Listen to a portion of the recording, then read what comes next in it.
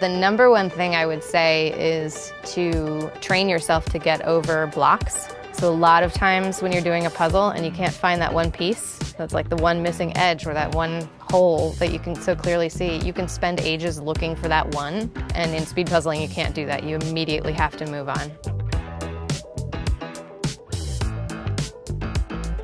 Speed puzzling is when you compete to finish a jigsaw puzzle as quickly as possible, and everyone in the room is working on the same puzzle. There are solo, pair, and team divisions. Teams are usually groups of 4. I've been doing this speed puzzling adventure since October of 22.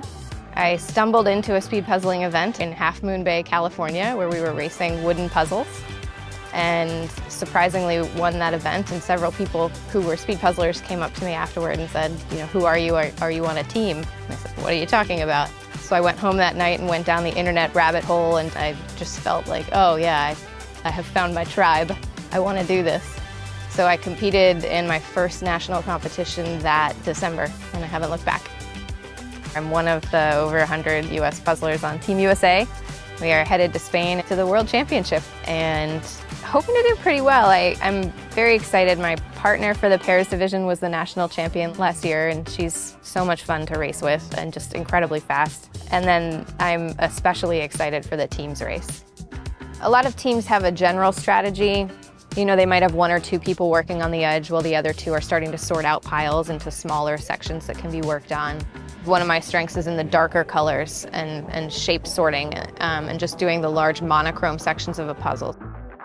So in my training right now, I'm doing about 4 to 6 500-piece puzzles a day. I'm trying to focus on different kinds of puzzles. There are rectangular ones, and there's also a lot of round puzzles, since the piece shape is very different. I still do some casual puzzling though, because I don't want my hobby to ruin my love of the activity and the sort of peace and tranquility that it gives me. People are really cheering each other on. That was something that struck me when I went to my first World Championship last fall, was that as you looked around the room as people were finishing, everyone else who was still racing would glance up and clap for whoever had just finished. And I couldn't think of any other global arena where I had seen that kind of care for strangers who are simply bonded over a hobby. I think the culture of the activity is really cool in that way.